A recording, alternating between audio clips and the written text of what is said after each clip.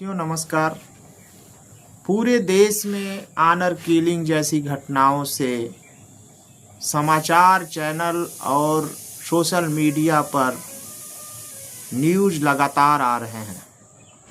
In news के बीच हम आप सभी को सोचने पर मजबूर होना पड़ रहा है कि ये जो हत्याएं हो रही हैं, जो ऑनर किलिंग हो रही है, उसका कारण क्या है और जो संघर्ष हो रहे हैं वह संघर्ष किस स्तर पर, किस रास्ते पर हो कि उनका समाधान हो।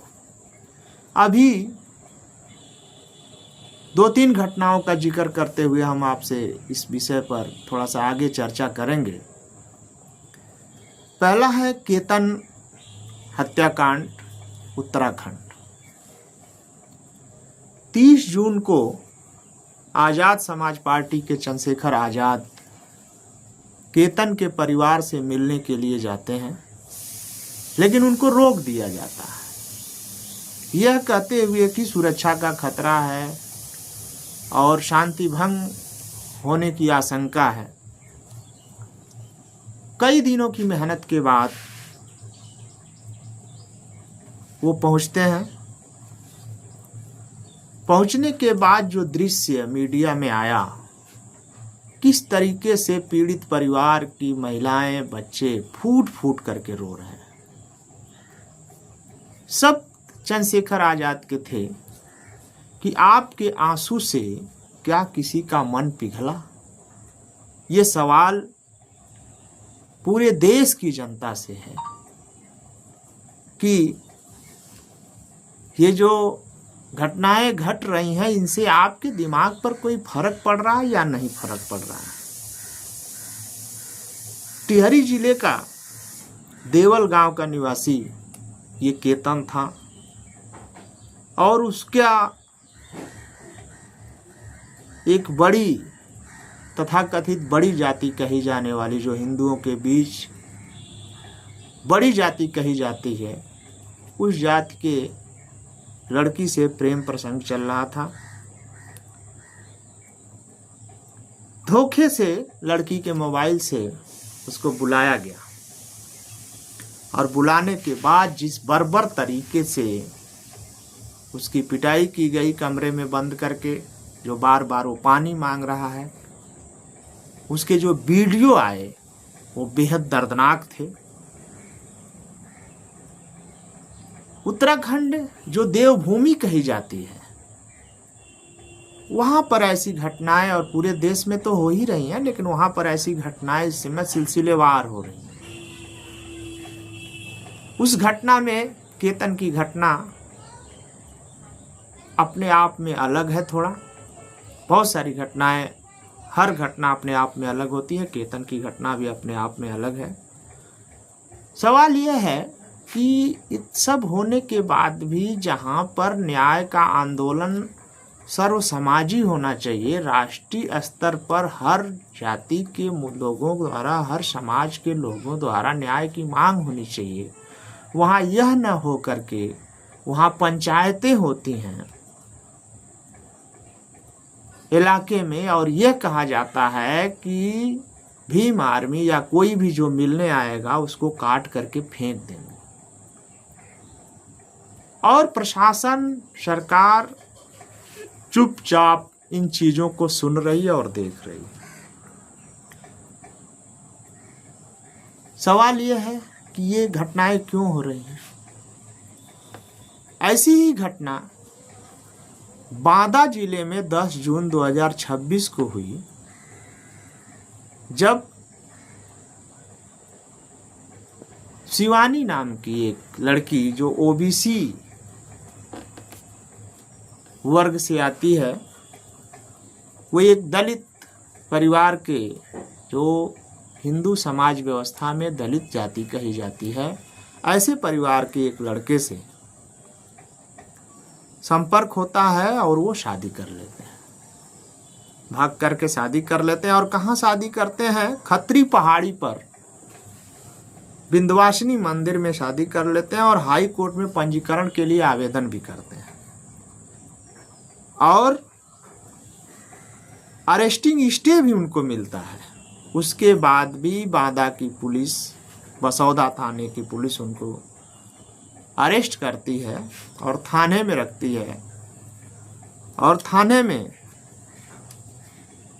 जब लड़की ये कहती है कि मैंने स्वेच्छा से शादी किया है, मेरे ऊपर कोई दबाव नहीं है, और जो मुकदमे हैं वो वापस किए जाएं,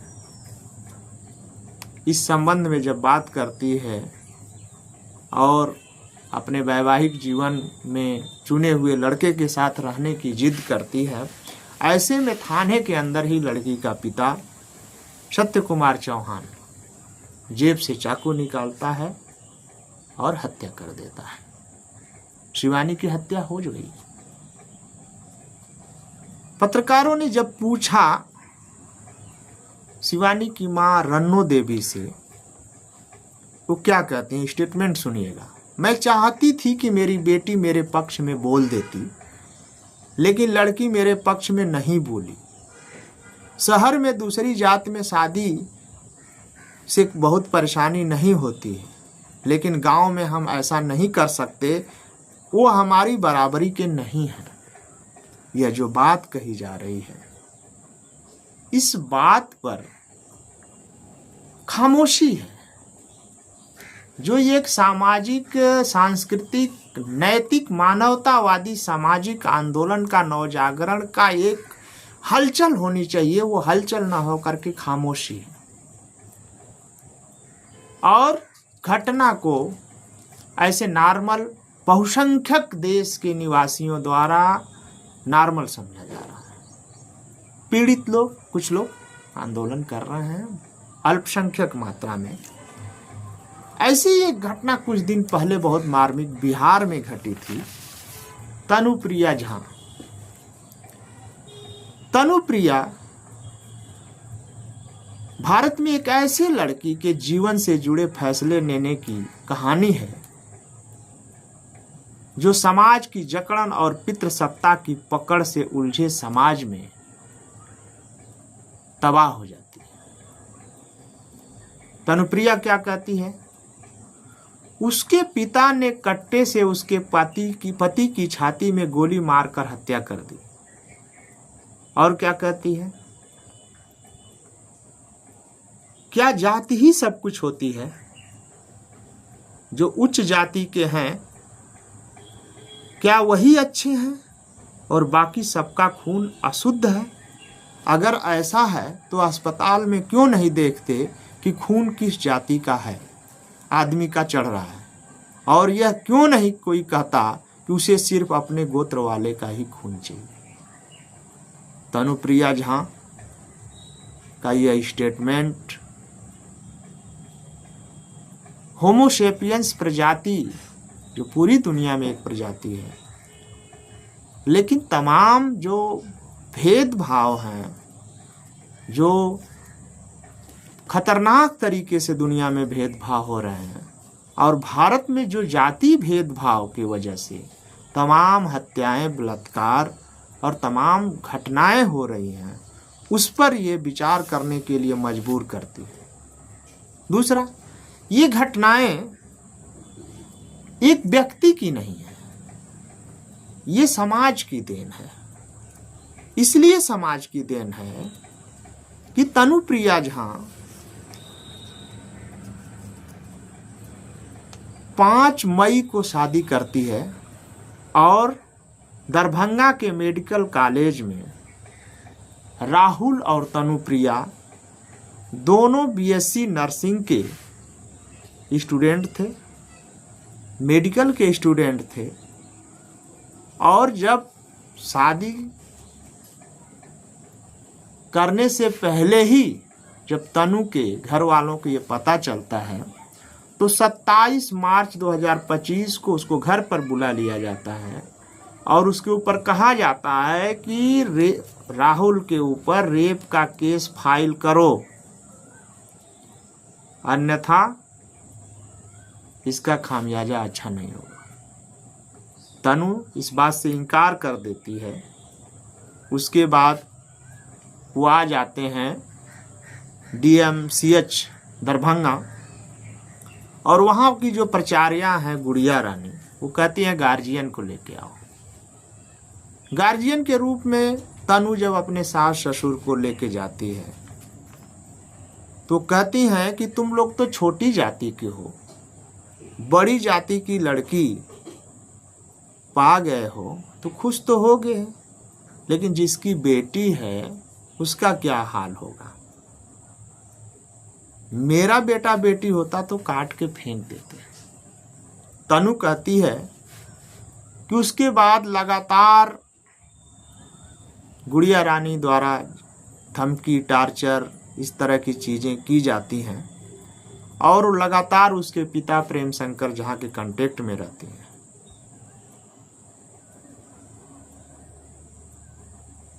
उसके पिता और घर वाले कहते हैं कि तुमसे तो ममता नहीं जाएगा, पर उसे एक्सेप्ट नहीं करेंगे। साथियों, कुछ समय बाद 5 अगस्त सोमवार को जब कैंपस में ही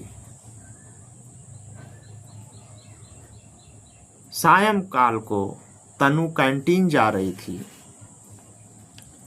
और राहुल भी कहीं जा रहे थे, उसी दौरान कैंपस में एक मास्क लगाए हुए आदमी पहुंचता है और पूछता है कि ये बुलेट किसकी है। जब राहुल मास्क हटाने की बात करता है तो मास्क ना हटा करके समझ जाता है कि यही राहुल है और सीधे गोली मार देता है। गोली मारने के बाद राहुल दौड़ता है, तनु देखती है इस बात को और वो भी राहुल की तरफ दौड़ती है और दौड़ते दौड़ते थोड़ी दूर पर ही राहुल तनु की गोद में गिरता है। अस्पताल ले जाया जाता है और वो दम तोड़ देता है। ऐसी घटनाएं होती रही हैं, हो रही हैं, लेकिन क्या इस घटनाओं पर कोई बड़ा संघर्ष है? क्या कोई रोक लगाने की योजना है? क्या सिर्फ केवल कानूनी तरीके से खाना पूर्ति करने से इस पर रोक लग जाएगी? क्या भारतीय समाज की इज्जत इस सब से पूरी दुनिया के मानवतावादी समाज में बढ़ रही है? ये हर जो देशभक्त अपने को कहता है, मनुष्य जो अपने को सामाजिक कहता है, उसके लिए विचार विमर्श करने के लिए जरूरी है कि क्या देशभक्ति केवल बंदूक चलाना है या बॉर्डर पर लड़ना है, या देश को बेहतर बनाना, उसको एक आधुनिक नैतिकतावादी मानवतावादी समाज के रूप में स्थापित करना भी जिम्मेदारी है। क्या ये देशभक्ति के पैमाने में नहीं आता है? साथियों, ये घटनाएं ऑनर किलिंग की जो हो रही हैं, इस पर भीम आर्मी या कुछ संगठनों से आंदोलन किए जा रहे हैं, लेकिन बाकी जो पूरा देश का समाज है उसके लिए कोई बड़ा फर्क पड़ रहा है या नहीं, यह देखने की जरूरत है। या इस पर कुछ बड़ी पहल और आंदोलन हो रहा है या नहीं। दूसरा, इसका कारण क्या है? ये क्यों लोगों के अंदर मानसिकता पैदा हो रही है कि हत्याएं तक हो जा रही हैं? साथियों, इस देश में धर्म और दर्शन के नाम पर एक ब्राह्मणवादी षड्यंत्र, मनुवादी षड्यंत्र, साजिश जो बहुत पहले स्थापित हो रही थी, जिसका बुद्ध और महावीर ने जम करके विरोध किया और एक समय तक बुद्ध और महावीर के दर्शन ने इस बीमारी को देश के बड़े हिस्से में रोक दिया था। लेकिन वो बीमारी फिर बढ़ी और उसको, इस धर्म और दर्शन की बीमारी को एक सुनहरे दर्शन के रूप में स्थापित किया गया। सुनहरे और बहुत ही बेहतरीन धर्म का नाम दिया गया इस ब्राह्मणवादी दर्शन की बीमारी को, जो लोगों का माइंड सेट करती है। इसका इलाज क्या है? इसका इलाज या तो ब्राह्मणवादी धर्म दर्शन को मानने वाले जो साधु संत हैं वो बड़े पैमाने पर आंदोलन करें, लेकिन वो आंदोलन नहीं कर रहे हैं, उनके लिए बुरी बात नहीं है। तमाम चीज़ों पर जिनकी आस्थाएं आहत होती हैं, वो जो पहरेदार कहे जाते हैं, जो ठेकेदार हैं धर्म के, उनको ये नहीं लगता कि ये बुरा हो रहा है और इसके लिए एक धार्मिक या सामाजिक नवजागरण होना चाहिए। कहीं किसी धार्मिक और किसी साधु संतों ने कोई आंदोलन किया? नहीं। सरकार के जो नुमाइंदे हैं, जो हिंदू मुस्लिम डेली दिन भर हमेशा करते रहते हैं, उनकी तरफ से कोई आंदोलन या कोई स्टेटमेंट आया? देशभक्ति की जो ठेका ले रखी है आरएसएस, उनकी तरफ से कोई स्टेटमेंट आया? नहीं आया। साथियों, उनको आना चाहिए और सोचना चाहिए, स्टेटमेंट देना चाहिए और एक गंभीर बहस खड़ी करनी चाहिए कि अगर सब हिंदू हैं तो क्यों हत्याएं हो रही हैं, क्यों ऑनर किलिंग हो रही है, क्यों जाति भेदभाव के नाम पर इतने बर्बर तरीके के व्यवहार देश में हो रहे हैं। इसका इलाज बुद्ध ने सुझाया, या तो आंदोलन करके इस देश के समाज को बदलें, जैसे प्रोटेस्टेंट ईसाइयों ने एक स्तर तक अपने को बदला और आधुनिक नैतिकतावादी मूल्यों को कायम किया, या इस देश में जो क्रांतिकारी विचार, मानवतावादी विचार और दर्शन पैदा हुआ था, उसको सभी साधु संत उस विचार यानी बुद्ध के विचार की तरफ चले जाएं, पूरे देश को बुद्धमय बनाएं।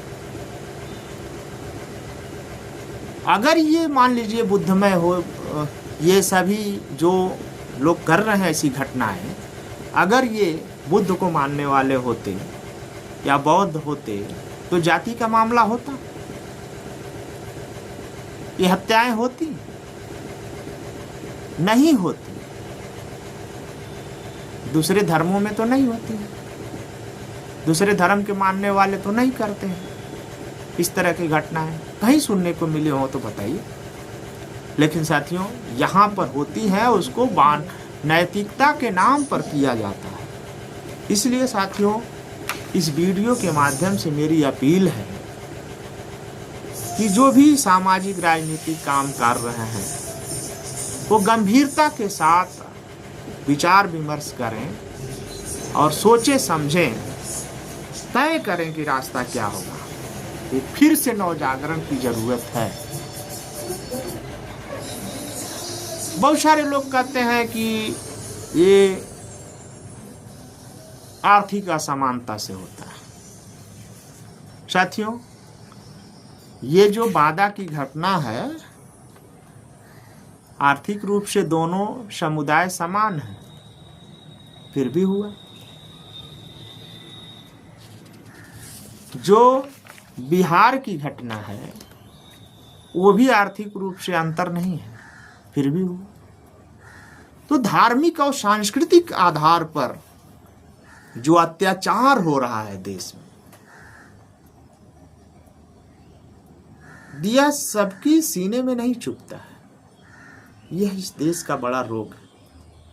सीने में उसके चुभता है जिसका कहीं से कहीं रिश्ता जुड़ा होता है, जिसको डर होता है कि दुर्भाग्य से मैं भी इस जाति में पैदा हो गया हूं और ये आतंक या उत्पीड़न कल मेरे दरवाजे तक भी आ सकता है। इसलिए इसको छोटी जातियों या जात की समस्या मान करके बहुसंख्यक समाज चुप हो जाता है, और चुप है। लेकिन क्या यह कुछ लोगों की समस्या है या छोटी जातियों की समस्या है, या जाति के नाम पर भेदभाव कुछ लोगों का समस्या है? नहीं, यह इस देश की समस्या है, इस भारतीय समाज की समस्या है। और भारतीय समाज की समस्या को जो भी जिम्मेदार नागरिक है देश का, इस समस्या के बारे में विचार करना और उसके समाधान के बारे में सोचना हम सबकी जिम्मेदारी है। और ये जिम्मेदारी केवल शोरगुल से पूरा नहीं होगी। अगर ये समाज का कायांतरण और रूपांतरण नहीं होता है, धार्मिक सांस्कृतिक आधार पर, विचारों के आधार पर यह देश नहीं बदलता है, तो जैसे दक्षिण अफ्रीका में काले गोरे लोगों के बीच जो उत्पीड़न होता था वो उसको नॉर्मली माना जाता था, वैसे यहाँ भी नॉर्मली माना जा रहा है, सामान्य माना जा रहा है। सबसे बड़ी बात यह है कि जब इस देश का समाज जैसा है तो वैसा ही प्रशासन, पुलिस, मशीनरी सब कुछ होगा। इसलिए बहुत न्याय की उम्मीदें भी तब तक रखना बेमानी है जब तक समाज में कोई बदलाव की लहर नहीं पैदा होती। तो खानापूर्ति होती है कि न्याय के नाम पर आप तमाम जो आंकड़े हैं देश से स्थापित हैं, उन आंकड़ों को आप देख करके या उसका निरीक्षण करेंगे, उसकी जांच करेंगे, तो आप पाएंगे कि जितनी घटनाएं होती हैं उसमें से बहुत कम दर्ज होती हैं। जो दर्ज होती हैं उसमें से बहुत कम में न्याय हो पाता है। ज़्यादातर डरा धमका करके समझौते कर दिए जाते हैं। और चूंकि इस पर बड़ा कानूनी निश्चितता न होने से और बड़ा आंदोलन न होने से इससे ये लोगों का हौसला कम नहीं होता है, हौसला बढ़ता है उत्पीड़नकारियों का, दमनकारियों का, बलात्कारियों का। इसलिए भारत की ये जो बीमारी है, ब्राह्मणवादी धार्मिक सांस्कृतिक जो बीमारी है, जिसको पवित्र कहा जाता है, इस बीमारी को भी पवित्र कहा जाता है। इस बीमारी को समझने की जरूरत है, नहीं तो यह देश बीमार रहेगा। और इस बीमारी को दूर करने के लिए हम सबको एकजुट होने की ज़रूरत है। बिना एकजुट हुए ये बीमारी दूर नहीं हो सकती। और इसको राष्ट्रीय स्तर का सवाल जब तक नहीं बनता है, जब तक लोगों की देशभक्ति की भावना से नहीं जुड़ता है, जब तक यह आम आदमी का सवाल नहीं बनता है, तब तक इसका समाधान मुश्किल है। और कितने केतन, कितने राहुल और कितनी शिवानी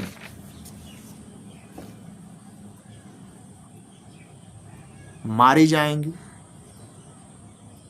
और ये आपके आस पड़ोस भी चीजें बढ़ सकती हैं। ये आपके देश में हो रहा है, आपके समाज में हो रहा है। इसलिए आप आंख बंद नहीं कर सकते और अपने को, इस देश को आधुनिक नहीं कह सकते। दुनिया में इन घटनाओं को देख करके इस देश को, इस समाज को जंगली समझा जाता है। अपने हाथ से हम कितनी भी अपनी पीठ ठोक लें। इसलिए साथियों, अपील है, निवेदन है सभी संगठनों से, सभी न्याय पसंद लोगों से कि गंभीरता से फिर से विचार विमर्श करें। ये जो कुछ भी हो रहा है इसका समाधान क्या होगा। मैं ये नहीं कह रहा हूं कि हम जो कह रहे हैं वही समाधान हो सकता है। आप भी सोचें, सोचना आपकी जिम्मेदारी है। धन्यवाद। फिर मिलेंगे अगले वीडियो में। अभी इतना ही। नमस्कार।